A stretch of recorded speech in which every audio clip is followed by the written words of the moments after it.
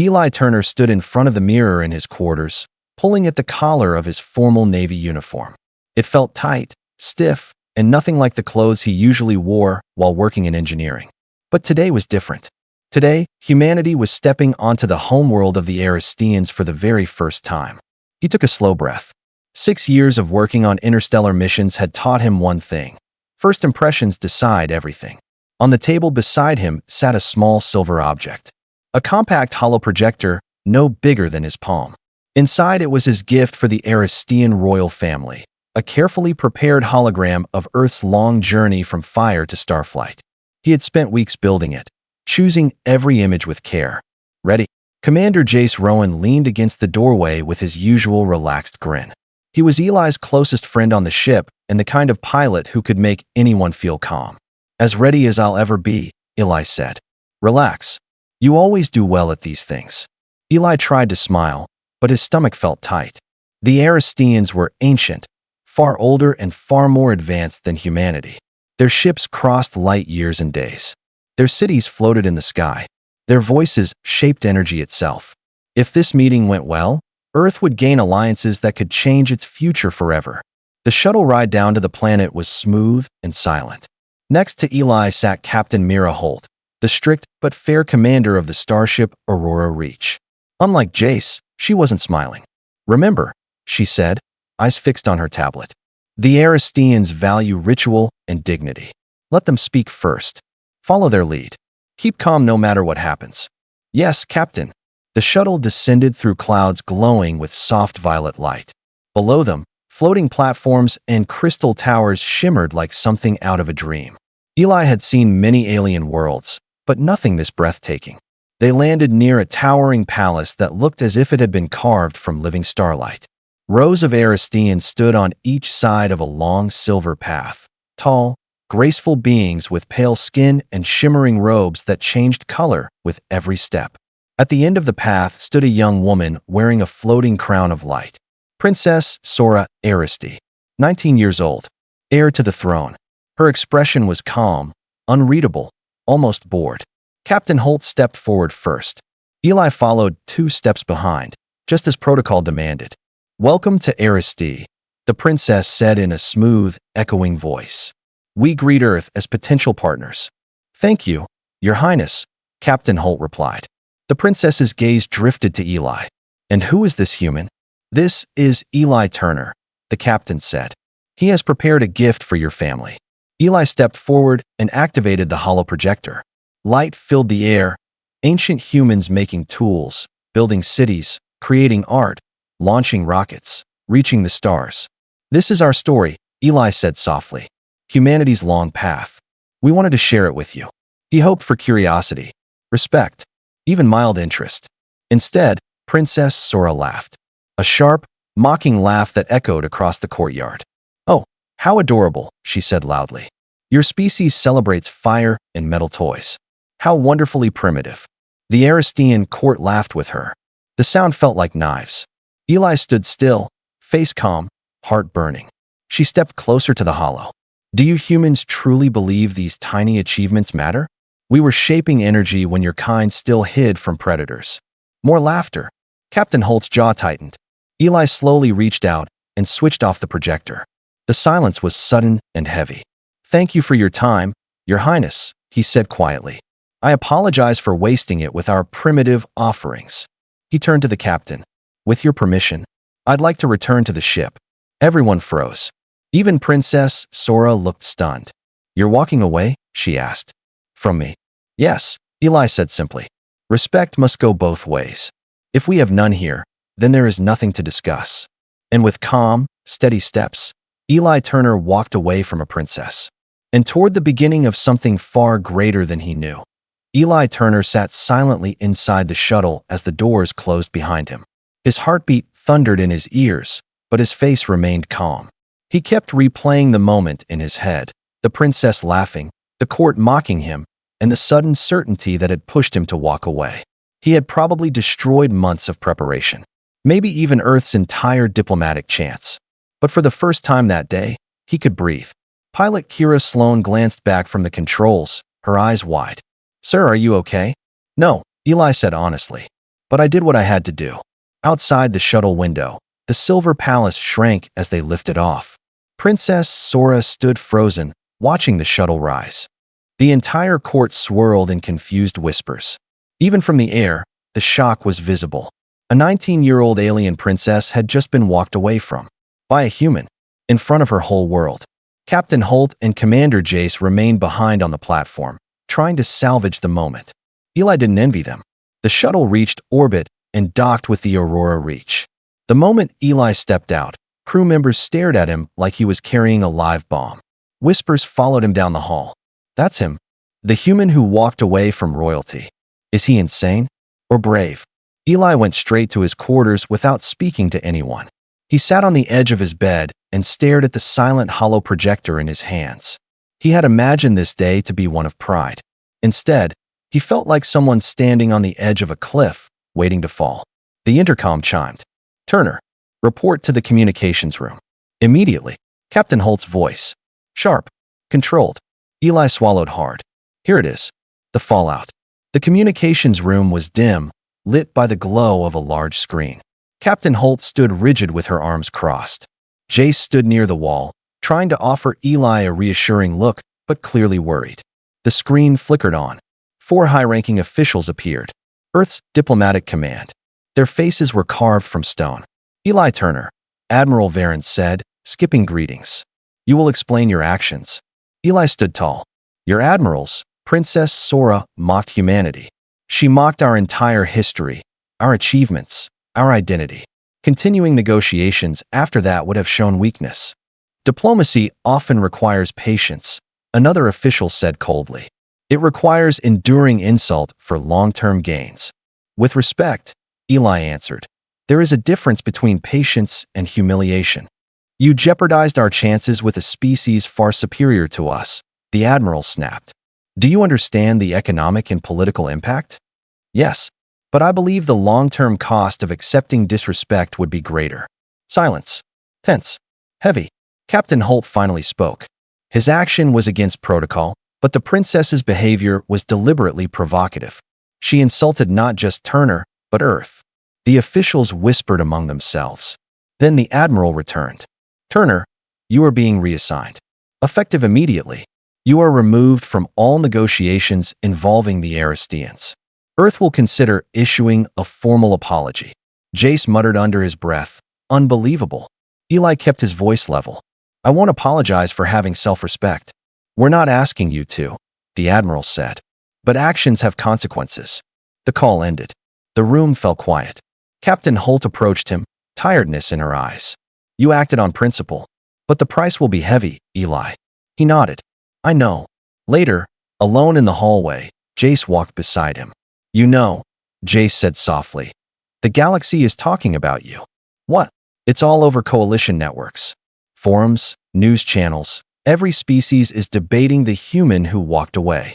That's not what I wanted. Maybe not. But you made a mark. He grinned. A big one. Eli raised an eyebrow. How bad is it? Depends on who you ask. Jace pulled out his tablet. Krell warriors think you're a legend. A Dallin philosopher called your action the rare spark of true dignity. A Thalen diplomat says you're reckless and emotional. Eli rubbed his forehead. Great. Oh, Jace added, scrolling. And get this, Commander Vex of the Kryn Alliance wrote. The human showed honor. Interesting species. Eli froze. The Kryn were powerful and dangerous.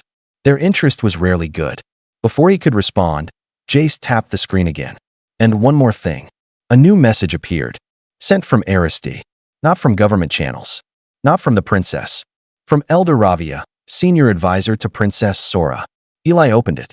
Turner, since your departure, Princess Sora has isolated herself in her chambers. She has spent 3 days reviewing human history files. She speaks to no one. Whatever you did, it changed something. I thought you should know. Eli stared at the message, stunned. The princess was studying humanity? After mocking them? Why? Regret?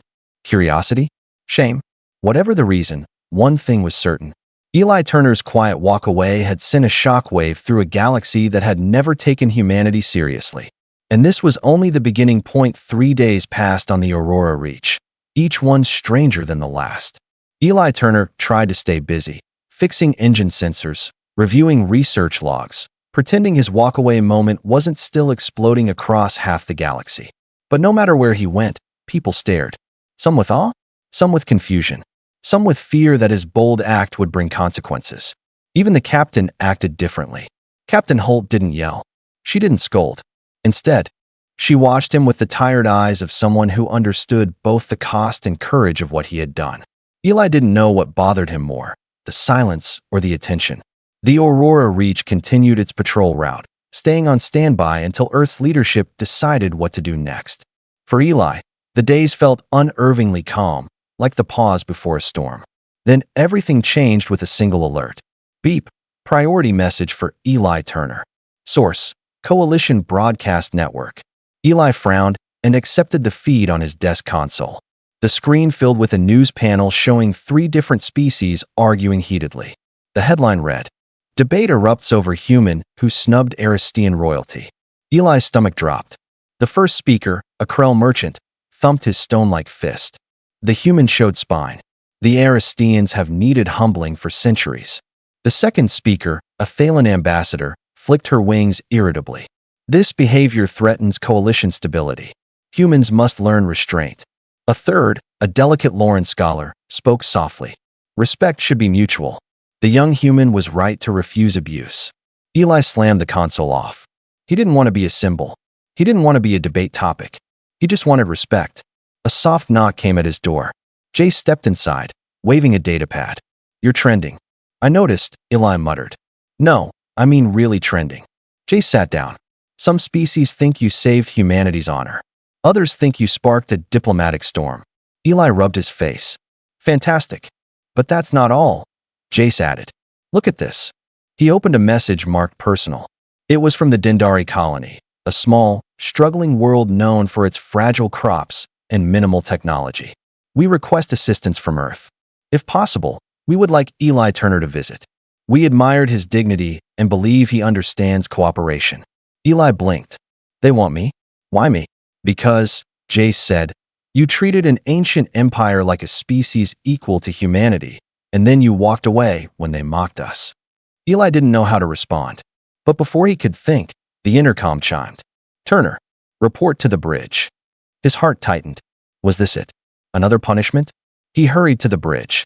Captain Holt stood near the command table, holographic maps floating above it. She looked serious, more serious than usual. "Turner," she said, "you've been reassigned." Eli nodded, expecting the worst.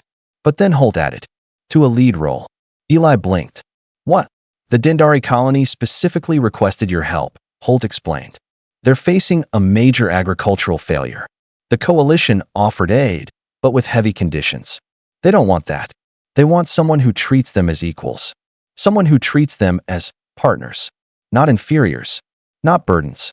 And somehow, that someone was him. "The Dendari respected what you did," Holt finished. "They saw strength in your refusal to accept disrespect." Eli swallowed hard. "What does Earth say?"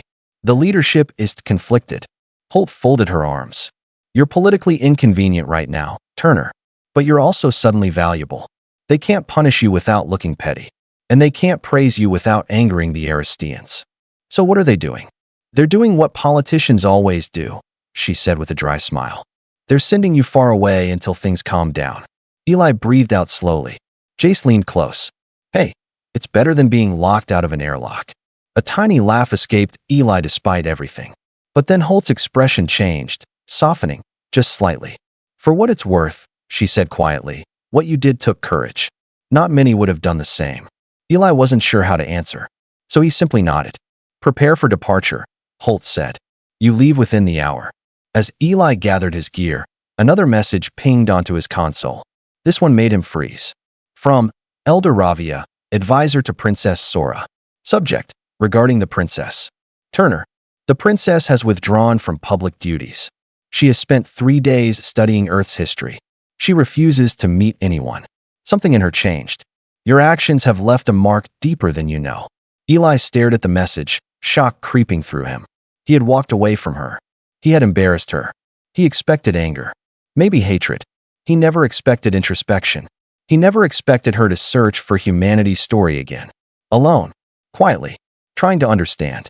Eli closed his eyes. This wasn't the end of the story. This was the spark that would shape everything that followed. Allies, enemies, wars, friendships, and maybe something else he didn't yet understand.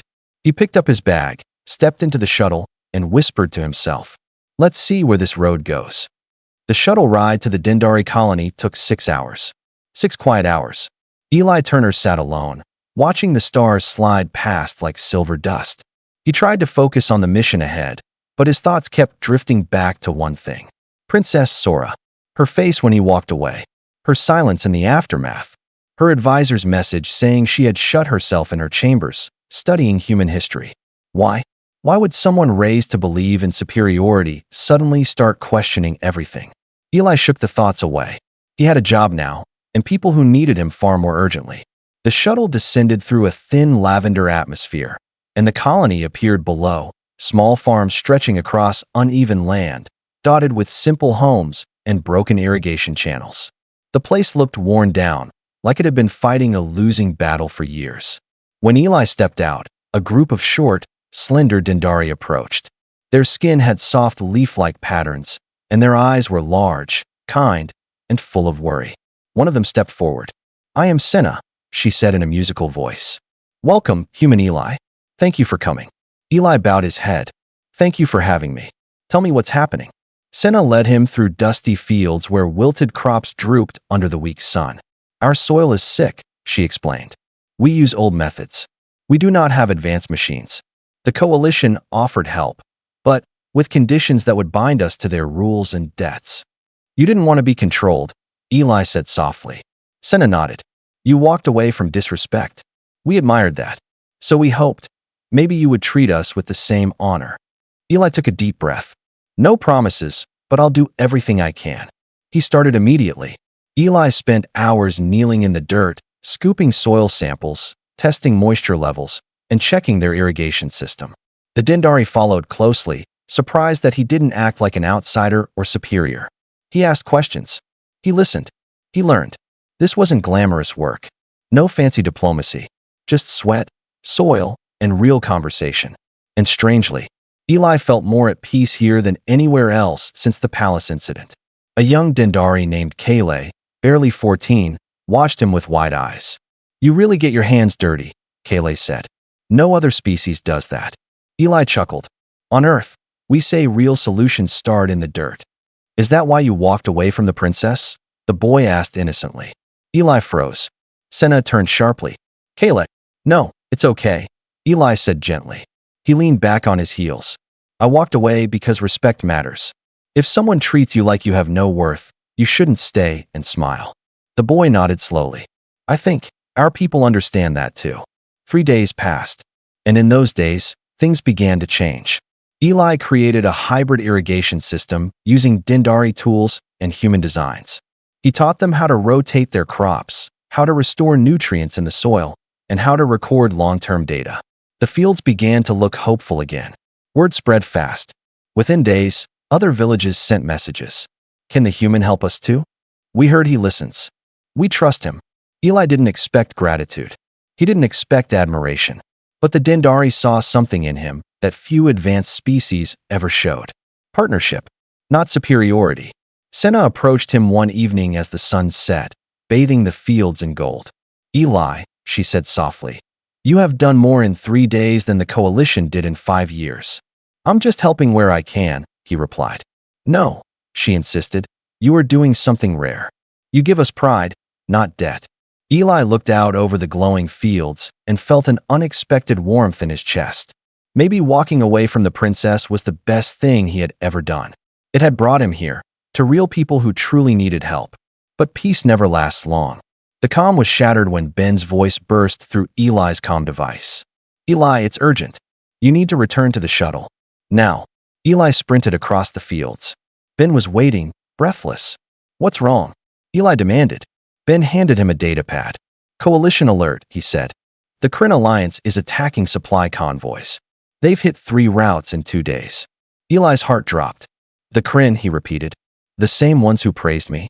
"Yeah," Ben said grimly. "And they're getting bolder." Eli read the alert. "Multiple species in danger. Coalition stretched thin." Human fleet being mobilized. Then Captain Holt's message appeared. Turner, return to the Aurora Reach at once. We need you for a tactical operation. Lives are at risk. Eli felt the weight settle on his shoulders. The Dendari needed him. But now the galaxy needed him too. Senna approached quietly, having overheard. Eli, she said softly, go. Help them. We will continue what you taught us. Her words struck deep. He nodded slowly. And for the second time in his life, Eli Turner walked away from a place that respected him, so he could protect those who didn't yet understand him. The galaxy was changing, and he was right in the center of it. The moment Eli Turner stepped back onto the Aurora Reach, he felt the shift in the air. The ship, usually calm and organized, now buzzed with tension. Crew members hurried through the corridors, eyes sharp, voices low.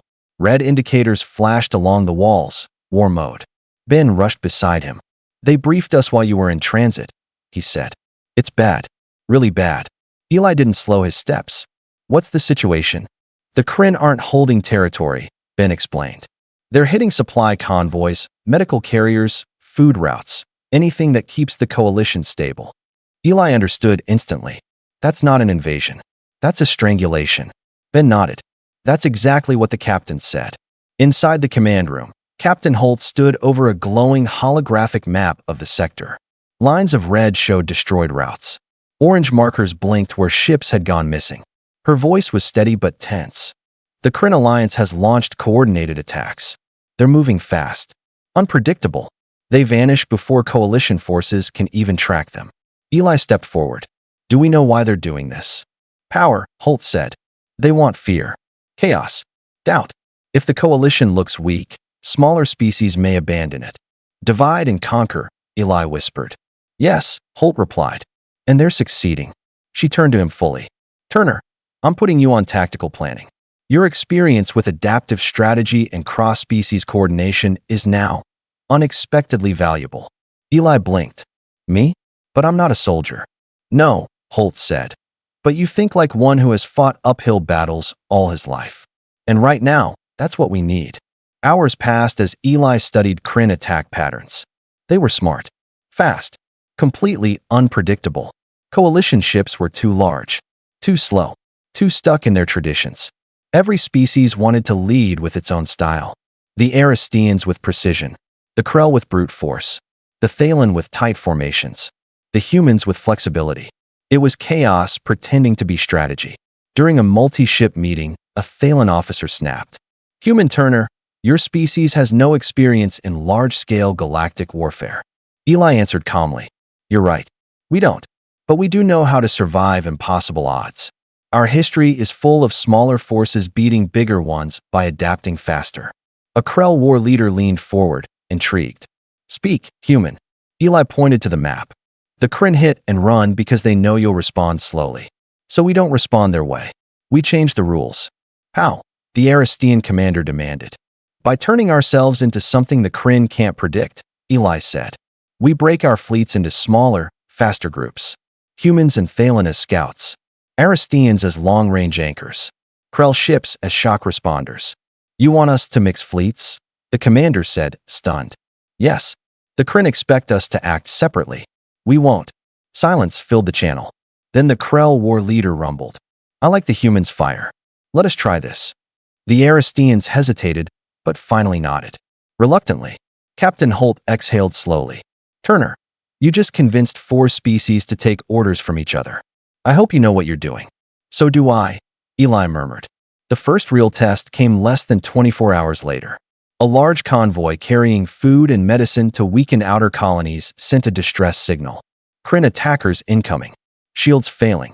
The coalition fleet jumped into position. Eli stood at tactical beside Captain Holt, his fingers flying across the console. Human scout group, move left flank. Thalen intercept on Vector 6. Krell cruisers, wait for my mark. The orders weren't traditional. They weren't polished. But they were fast. When the Kryn appeared, sleek, dark ships slicing through space, they expected slow coalition reaction. Instead, they were met with coordinated chaos. Thalen scouts cut their retreat paths. Human ships harassed their engines. Krell ships smashed into their formation like meteors. Aristeans fired long-range barges that forced the Kryn to dodge instead of attack. The battlefield moved like a living creature, fluid, quick, improvising with every second. Kryn ships retreating, someone shouted. Eli's chest tightened. They had done it. They had stopped the Kryn's first strike. But victory didn't bring celebration, because the Kryn always counterpunched. 2 days later, the Kryn hit even harder. A major supply depot. Hundreds of civilian lives in danger. Eli coordinated again, pushing the coalition to stay unpredictable. But the Kryn were adjusting too. They were learning. During a moment of silence in the command room, Ben leaned over. "You're becoming a problem for them," he whispered. They didn't expect a human, of all species, to change the battlefield. Eli didn't smile. He didn't even feel pride. He felt the weight. The coalition wasn't just fighting ships. It was fighting an enemy who understood fear better than any species in the galaxy. And somewhere out there, Princess Sora was watching the broadcasts, watching the human she had laughed at now helping defend her world.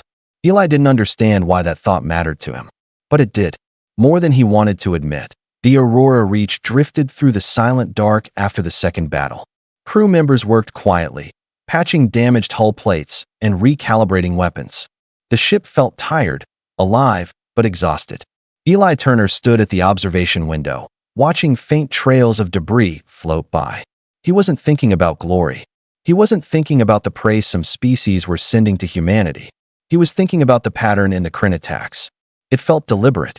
Too deliberate. Captain Holt approached him from behind. "You see something?" she asked. "Yeah," Eli said quietly. "They're not attacking to conquer. They're attacking to provoke." Holt nodded grimly. "That's my fear too." Before they could continue, alarms blared. "Incoming transmission, urgent priority." The bridge lit up with red warnings. The comm officer shouted. "It's from the Aristean homeworld." Eli's heart slammed against his ribs. A new voice crackled through the speakers, panicked, breathless. "This is Aristee Defense Command. Kryn forces attacking outer colonies. Repeat. Under heavy fire, civilians trapped. Request immediate coalition support." Eli felt the blood drain from his face. Captain Holt stepped forward. "How many colonies are hit?" "Static." "Then." "3. Including." The transmission broke. "Try again," Holt ordered. The signal reconnected for a moment. Princess Sora was attending a cultural event. "She's in the strike zone." "Repeat.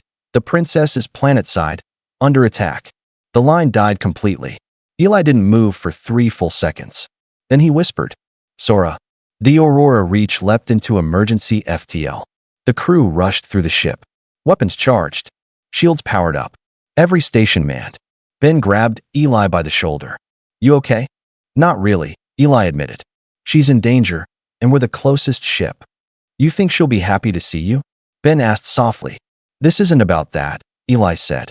"This is about civilians. About lives." Ben nodded. But he also knew the truth.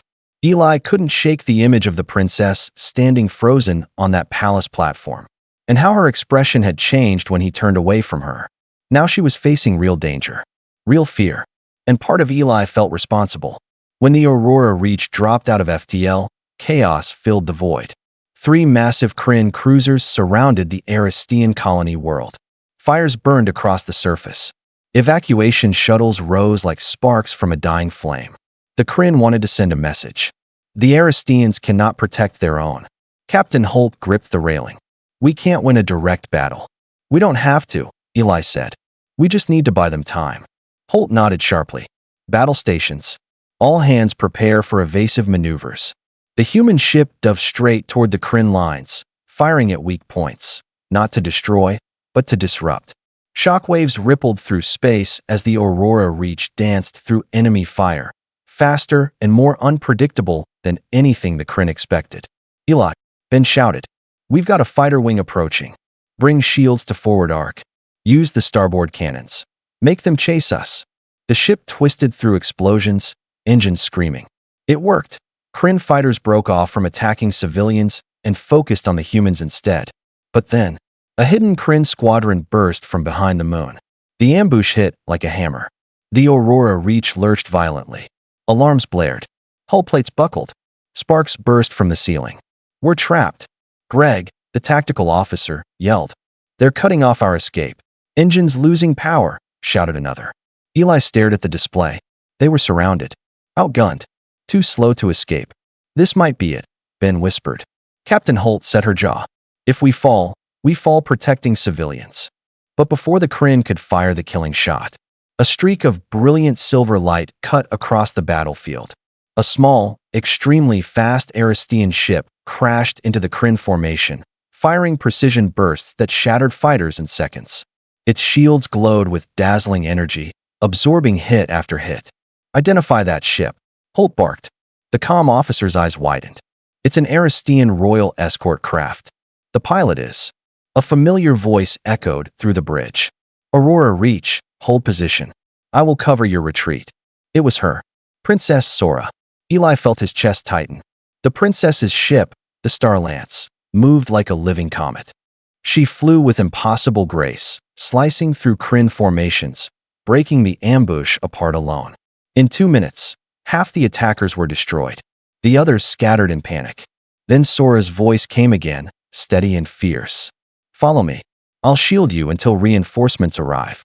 Captain Holt nodded. Do it. The Aurora Reach followed the small royal craft through the firestorm. The princess positioned her ship between the Kryn cruisers and the damaged human vessel, taking hits that would have torn the Aurora Reach apart. She didn't hesitate. She didn't retreat. She fought for them. Ben whispered. She could have run, but she came back for us. Eli's voice was quiet, emotional. No, she came back for everyone. At last, Aristean reinforcements arrived. The Kryn retreated into the darkness. The colony was saved.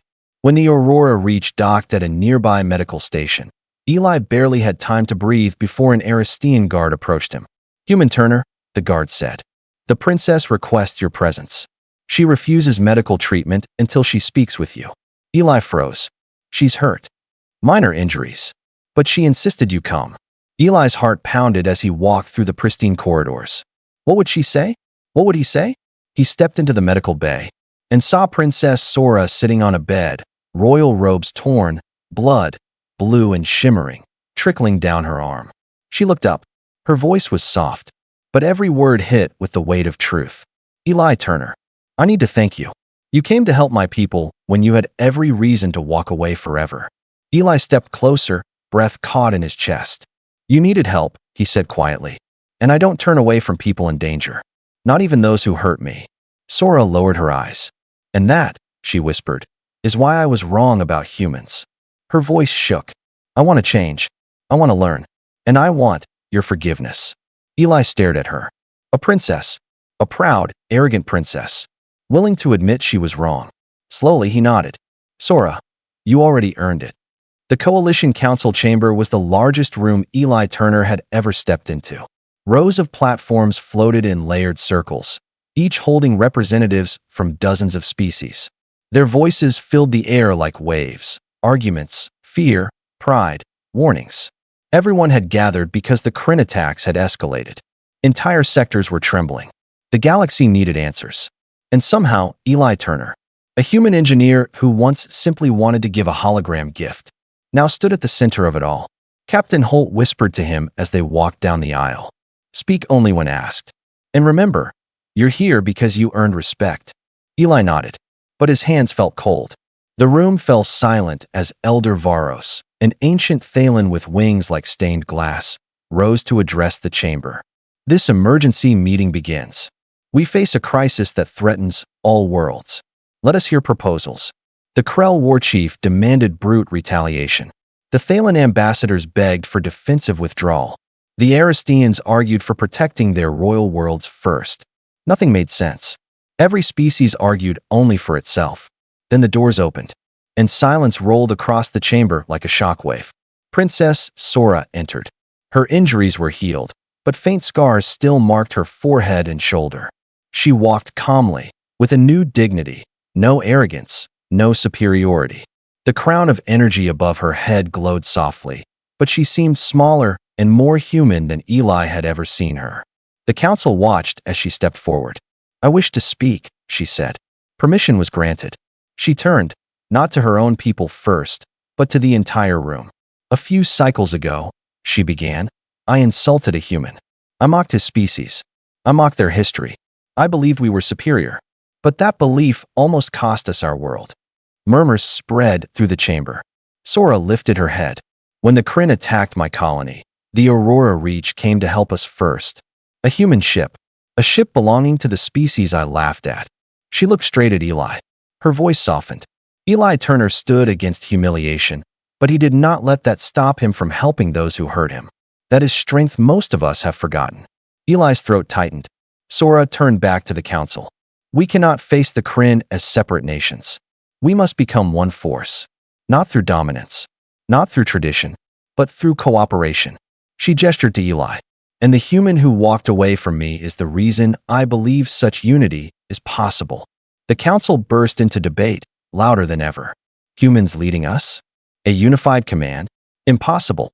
Risky. Necessary. The council leader finally raised a hand. We asked the human Turner to speak. The room turned toward Eli. His legs felt heavy as he stepped up. He had no speech prepared.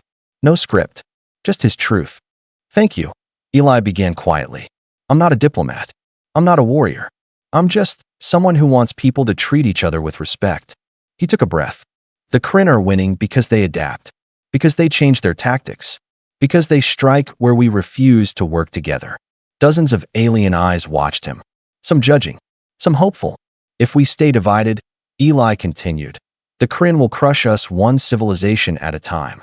He activated a small holomap showing a unified formation. Aristean precision. Krell strength. Thalen defense. Dindari communication. Human adaptability. We each have strengths, Eli said. But alone, they're not enough. He looked around the room, voice steady. Unity is not weakness. Unity is survival. The chamber fell silent. Then Elder Varos rose and addressed the room. Let us vote. Lights flickered as each species cast its decision. When the results finally displayed, Eli almost couldn't breathe. Proposal passed. By a narrow but history-changing margin. The galaxy had chosen unity. Later that night, after hours of planning, diplomats shaking hands, and commanders arguing excitedly over new strategies, Eli stepped out onto a quiet balcony.